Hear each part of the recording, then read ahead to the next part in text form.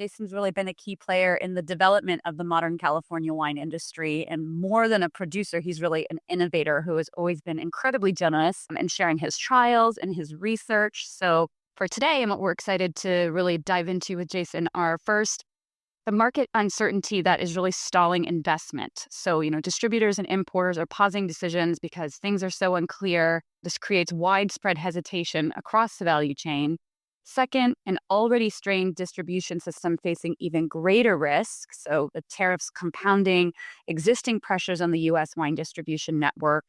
And then third, retaliatory tariffs that really threaten U.S. wine export and the U.S. wine trade and the global wine trade. Welcome to Masterclass U.S. Wine Market with me, Barbara Fitzgerald. In this show, we'll break down the complexities of selling wine in the U.S. by discussing the relevant issues of today with experts from around the globe. Each episode serves up 3 key insights to help elevate your winery's presence in the U.S. market. So grab a pen and paper and let's pave the way for your success in the U.S. Hi, everyone, and welcome back to Masterclass U.S. Wine Market. Today, we are very lucky to have Jason Haas here with us. So welcome to the show, Jason. It's really exciting to have you here. You are a producer in California, a pretty important producer from Tablas Creek Vineyards. You have an incredible history here in the state, but also really a thought leader for our industry. Definitely, you have this incredible blog that I follow. But we'll maybe hear directly from you before we dive into the discussion a little bit more about you and your background and how you came to work in wine. Sure, and thank you. So yeah, I'm second generation proprietor here at Tablas Creek, but I grew up around wine. My dad was a wine importer. He founded the import company Vineyard Brands, and in fact, my grandfather was on the ball enough to get the first retail liquor license granted by the state of New York after the repeal of Prohibition. So he was in the retail side of things. That was where my dad got his start in the 1950s. He was tasked by my grandfather to find a new wine buyer to select the portfolio of wines that they were bringing in from France, and ended up deciding he didn't want to find a new wine buyer. He wanted to be that new wine buyer, and eventually parlayed that into the import company. So I grew up around wine people. I grew up getting sent to vineyards, mostly in France, to work for the summer if I didn't get myself another summer job. And then have been out at Tablas Creek for the last 23 years. So I didn't actually go straight from school out here. I worked in tech for a while, managed a tech company kind of through the height of the tech bubble, teaching internet programming languages. I have an economics degree as well as an architecture degree.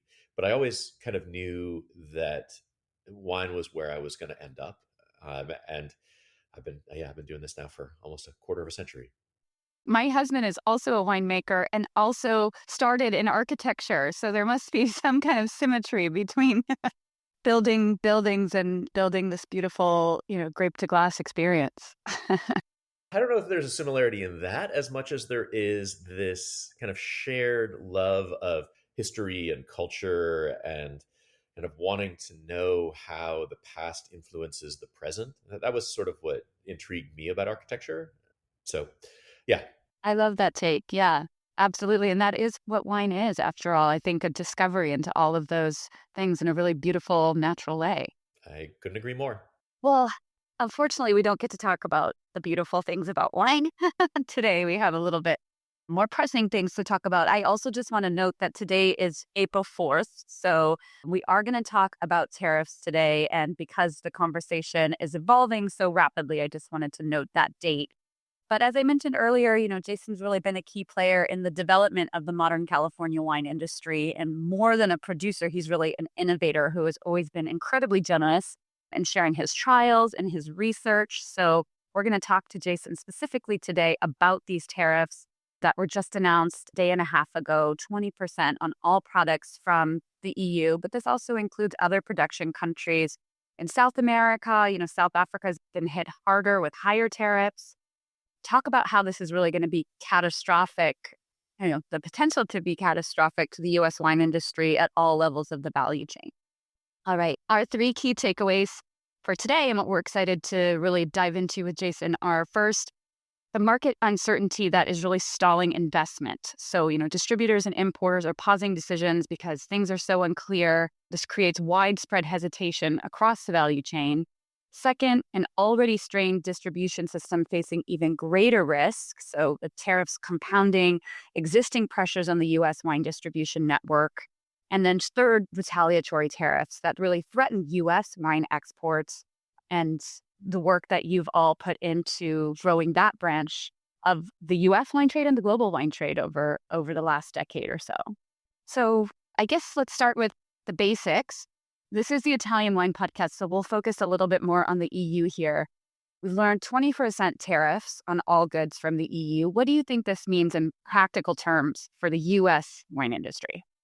Well, I think you were right to highlight uncertainty as the first impact. And this is an evolving issue. We're talking about this, whatever, 36 hours after everything was announced. So I don't think we know for sure what the impacts are. And before these announcements came out, there were the threats of 200% tariffs on wines from the EU.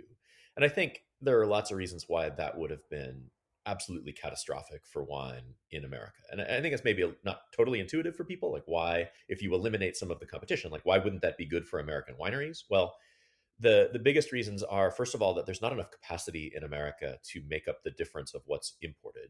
And are the federal laws that govern the sales of alcohol are that they have to go through state licensed wholesalers who all sell a mix of imported and domestic wines.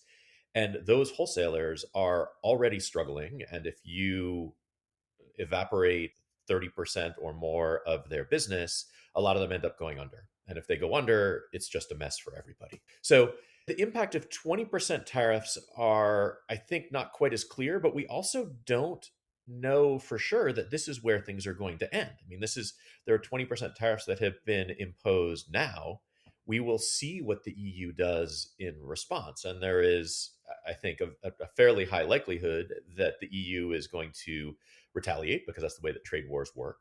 And then we'll see what the response of the US government is. So we have had 20% tariffs on wine before. That's not something that would be unprecedented. There were tariffs like this in the last Trump administration. And it had a minor chilling effect on sales of wine in the United States, but it didn't end up being transformative, nor did it end up being particularly great for American wineries. Everybody just ended up paying a little bit more for the wines that they were used to buying. It was not a big enough jump to essentially price people out of the categories that they were used to. It just caused upward pressure on prices. But I do want to emphasize that we just don't know where this is going to end. And assuming that where we are now at 20% tariffs is going to be the long-term situation is I think, a big leap. Yeah. And given Trump's kind of track record of policy reversals and unpredictability, who knows where these are going to stick, really for better or for worse, though, right? So it goes back to that idea of how do businesses make decisions at the moment, knowing that, maybe it'll be less than 20% in a few weeks, or maybe it'll be a lot more.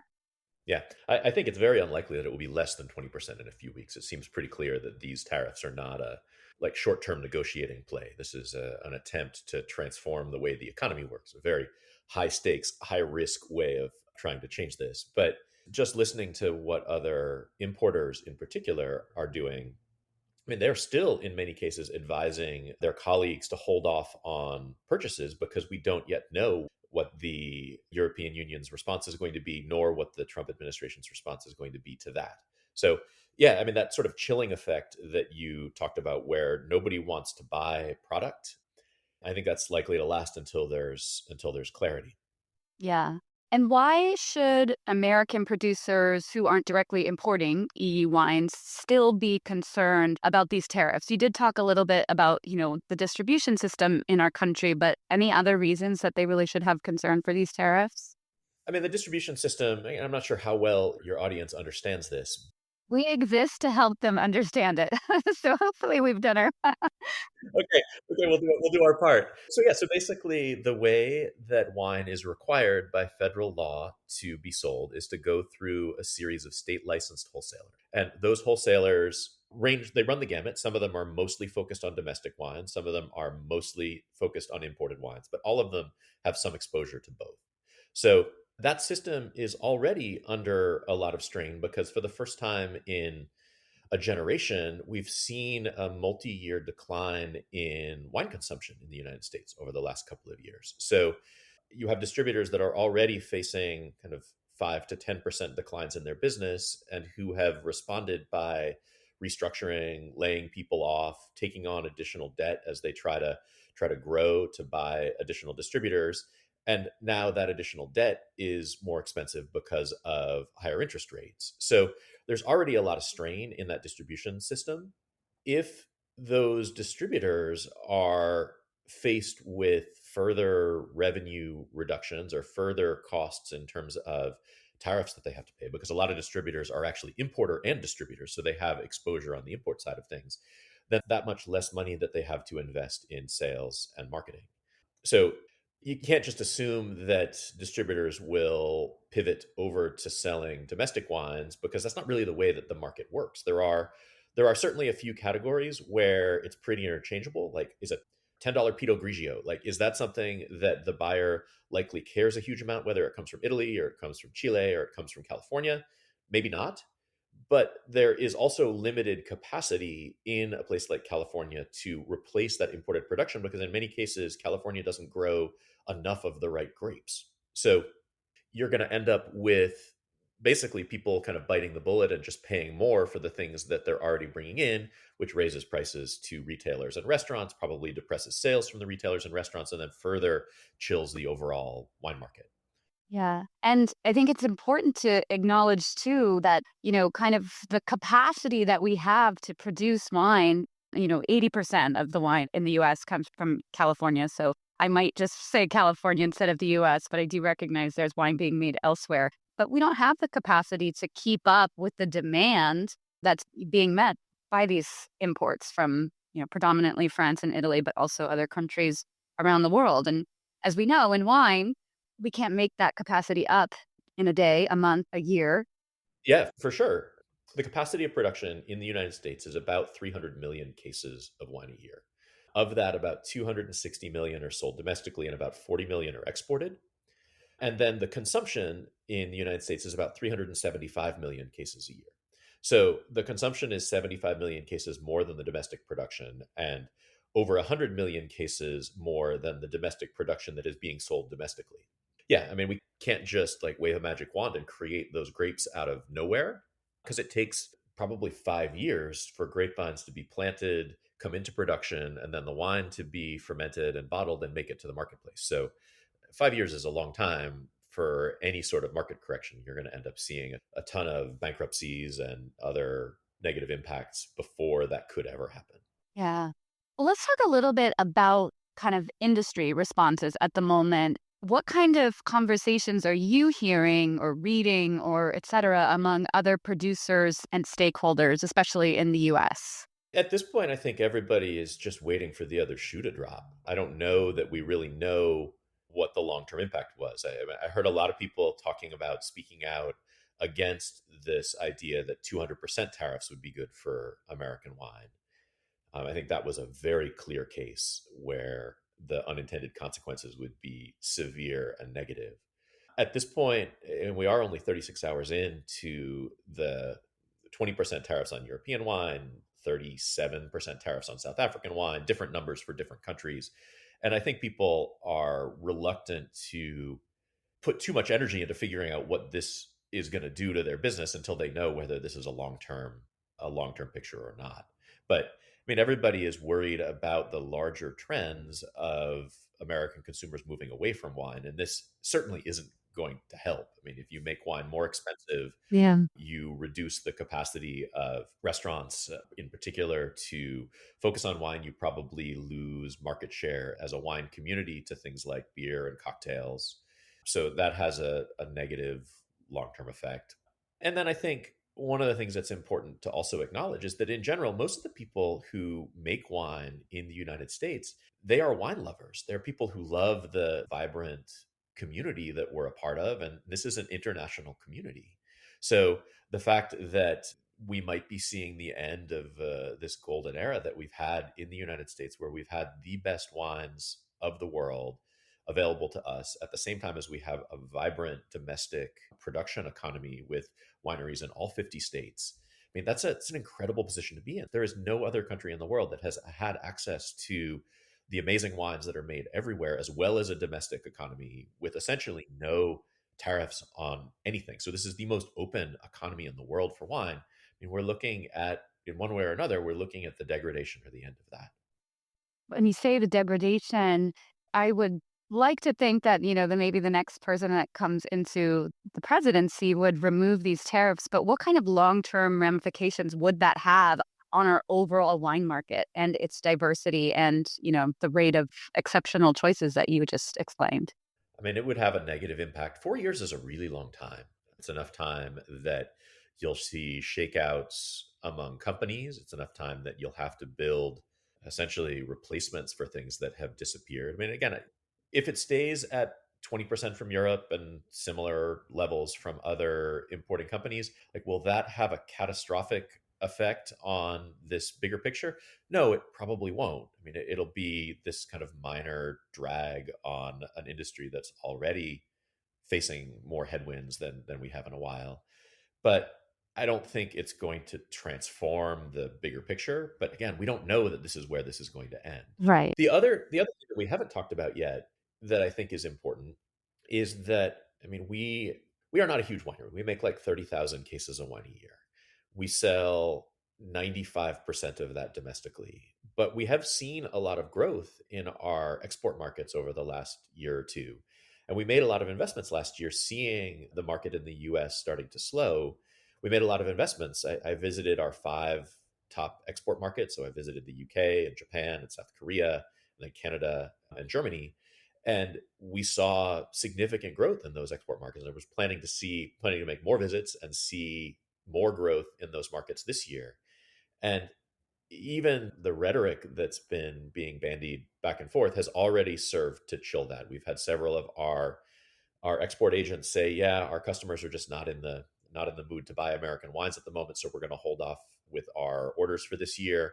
Or we've actually had orders from the Canadian provincial monopolies get canceled because they pulled all American products off the shelves in response to the perceived bullying that they're getting from their neighbor to the south. So I think that those relationships, those export markets are likely to be hit in a way that will last longer than just the tariffs. Because if you create the perception that American products are not something that customers are going to want to support, that'll last beyond the resolution of any particular tariff war.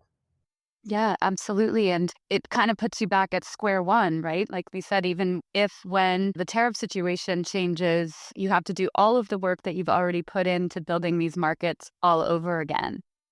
Yeah, I think that's an accurate summation. I mean, there'll be a drag for a while. We'll need to rebuild relationships. And again, I mean, it's not like the salespeople who are in place now are necessarily the same ones who are going to be in place in 5 years. So if we do have to start over again, you are starting from a much degraded position from compared to where we were.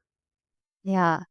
I'd like to ask you just moments ago, our California governor, Newsom, reaffirmed, California's global economic prowess. And he said California won't sit idly by during what he called Trump's reckless tariff war. So, from your perspective, does this have any impact on wine imports into California and or our own wine production industry?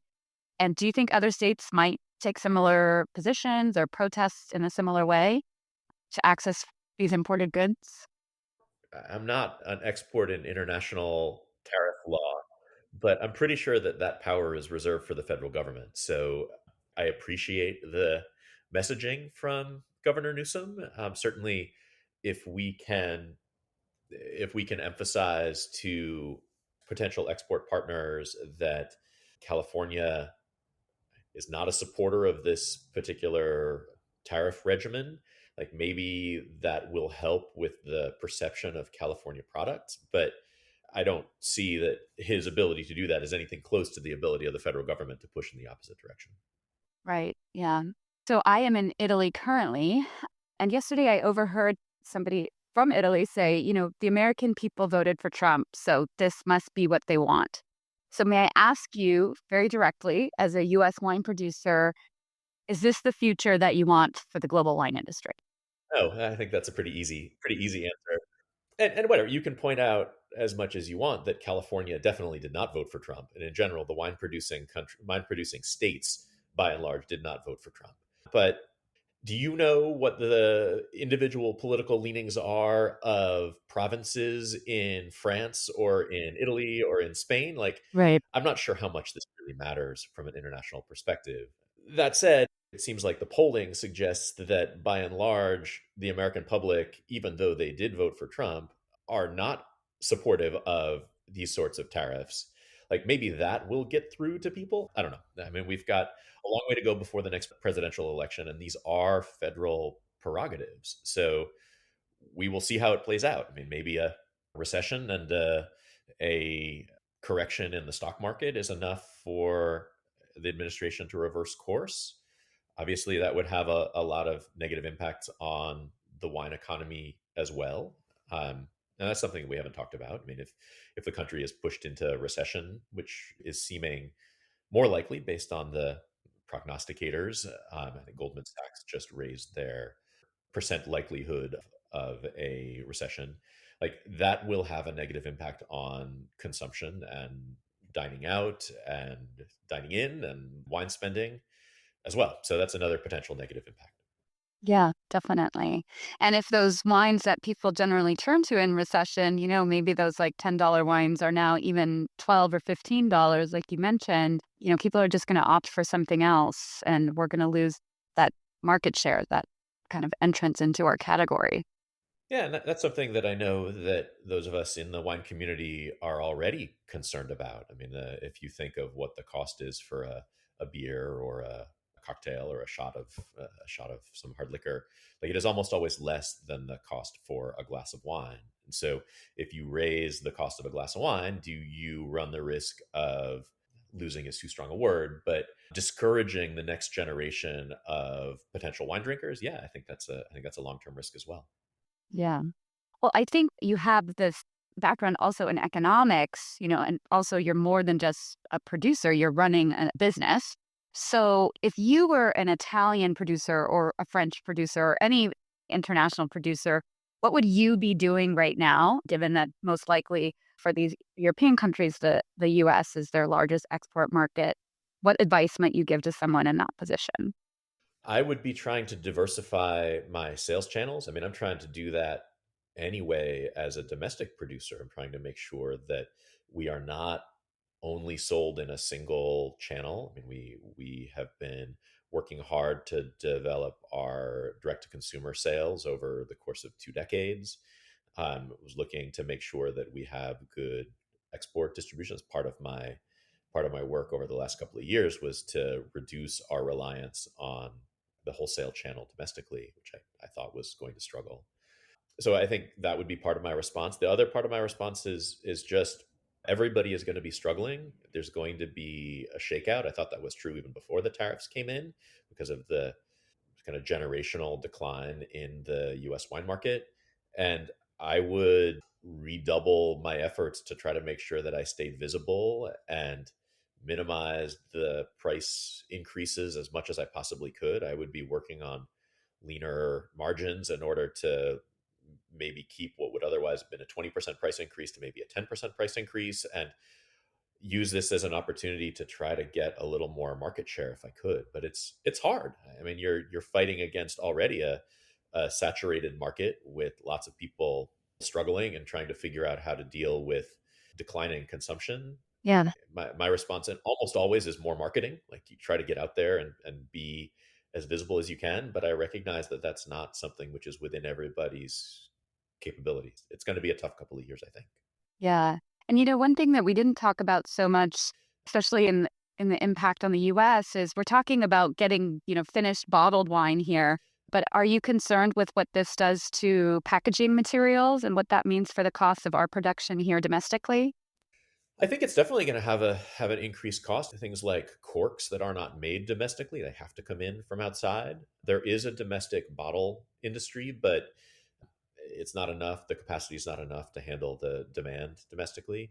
I mean, we try because of our sustainability goals to source as many things locally as we possibly can. But there are things like corks that we just can't. So it'll have an upwards pressure on cost of production. But that's not honestly my biggest worry. I mean, the costs of barrels, the costs of corks, the cost of bottles. I mean, that's maybe a bigger piece of the overall cost of production for a wine that's selling at $10 than it is for our wines, which are selling at 30, 40, $50. But you're right, it'll for sure have some upward pressure on costs. Yeah. Well, Jason, you have been so generous here to give us so many insights. Again, it's kind of hard to have like a truly factual conversation here because of that's like the word of this episode, unpredictability. But I think it's nice to just lay out some scenarios for people so that they can start to figure out once the whirling dervish stops spinning, what direction they're walking in. Yeah. I realized there was one thing that I didn't touch on that I think we probably should. One of the things that I know a lot of the kind of more commodity producers of American wine, the kind of that Central Valley $8 to $10 bottle kind of producers, one of the things that they are really worried about is the import of bulk wine from mostly South American countries, some Spanish also, but mostly South American countries, then gets blended in with American wine and sold again at that kind of grocery store baseline bottom shelf kind of price. Hmm. And it seems like in talking to some of them, their biggest worry is that there's a provision in the US tax code that allows producers who import products for export to get the tariffs, the duties that they pay on their imports refunded to them. So, unless that loophole gets closed, raising tariffs on imported things is not particularly going to help even those kind of bulk commodity producers who I think are hurting the most and maybe hoping for relief the most. Yeah. Do you think, I do know also in a similar vein, there are some of those Central Valley producers, growers who are concerned that they're unable to sell their grapes in favor of, larger companies buying the bulk wine overseas and then selling it here. Do you think this offers them any kind of relief or not really?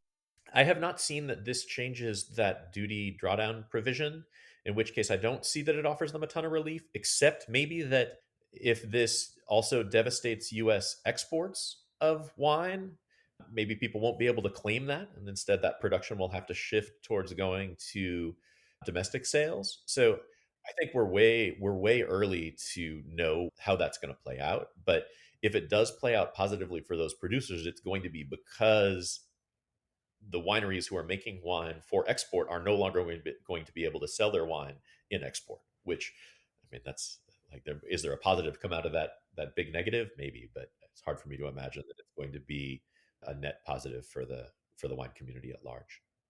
Yeah. And as you mentioned previously, we will always be, well, not always, but at the moment, we're a net import country. We don't have enough even vineyards here to support the consumption that we have.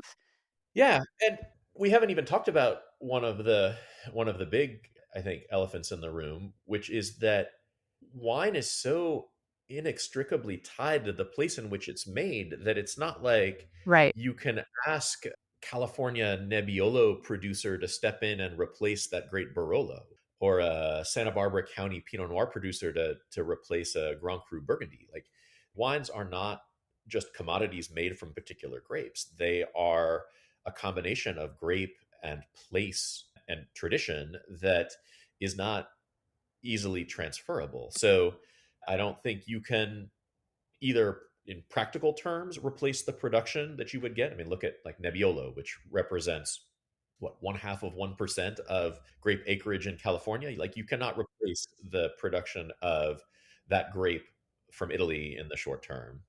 But nor is that really the idea behind wine. It's not like one Pinot Noir is the same as any other Pinot Noir. The place is really inextricable from the product.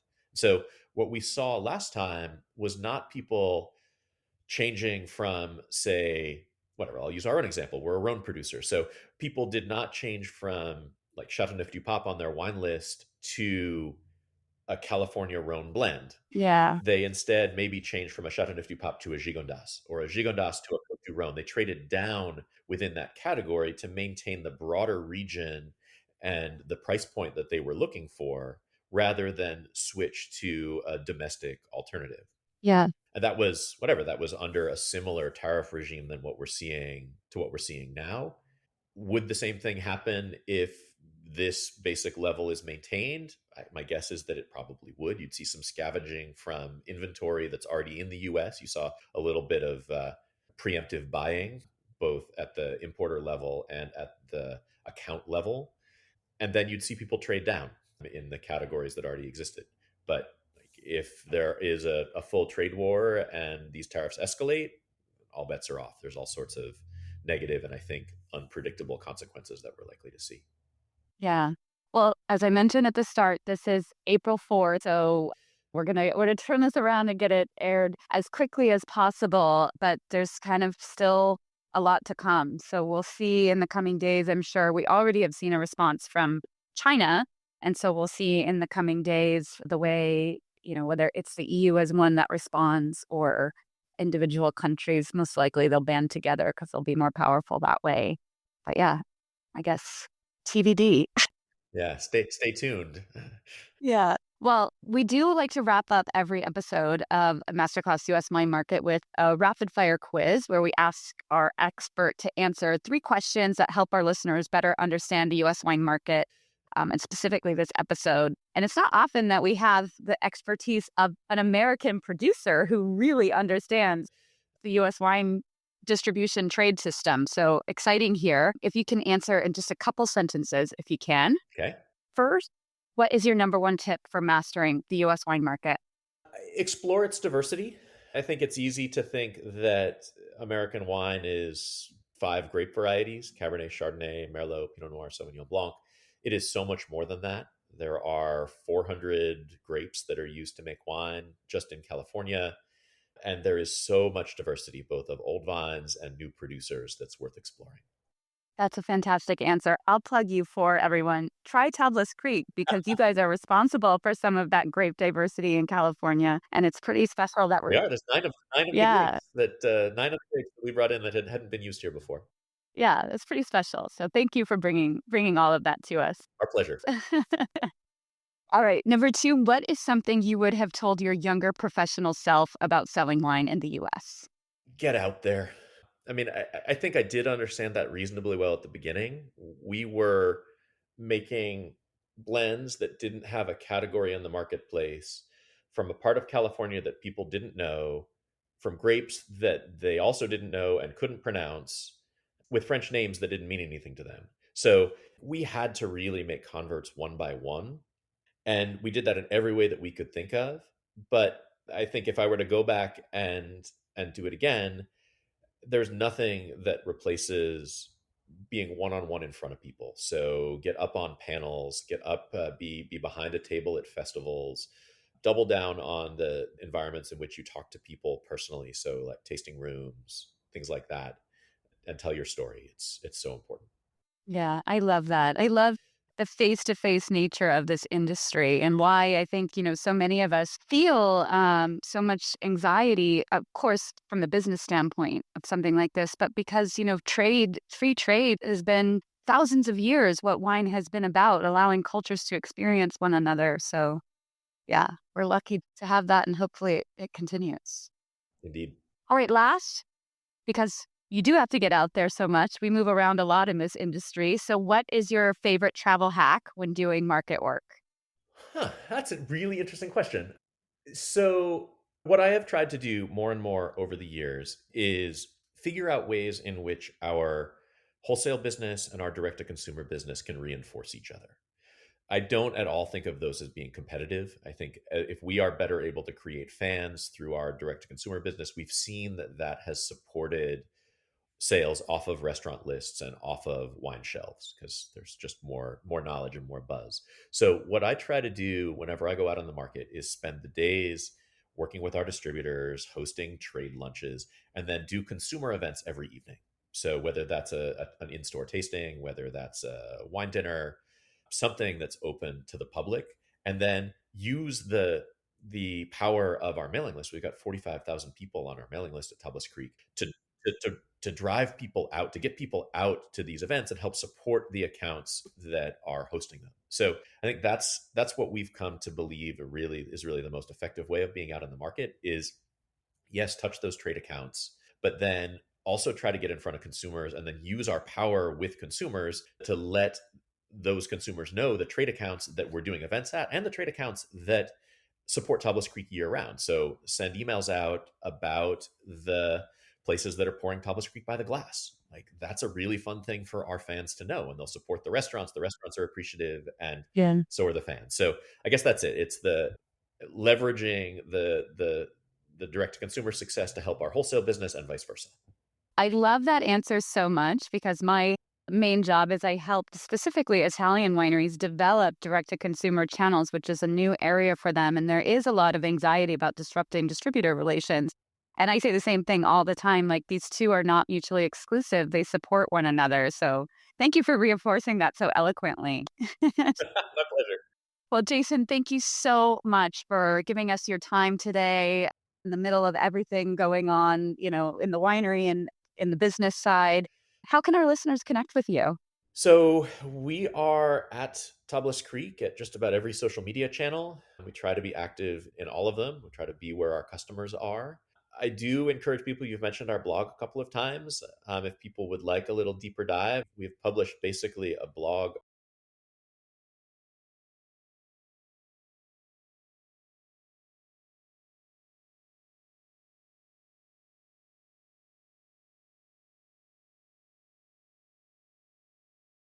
a week for something like 17 years now. So we dive into everything from what's going on in the vineyard and winery to what's going on in the market to deep dives even into other regions, other producers. So if that seems like that's something of interest, that's linked off of the tablascreek.com homepage, and we'll give people the real insider's view. So that's it. And we'd also obviously love people to come and see us. We're in Paso Robles. Our tasting room is right at the winery, and we're open every day. Amazing. Well, thank you again so much, Jason. I really hope we get to talk about the warm and fuzzy side of wine soon and that we get some good news. We're due for it. Fingers crossed. Yeah. All right. Take care. Thank you so much. It's such a pleasure. Thanks for having me on.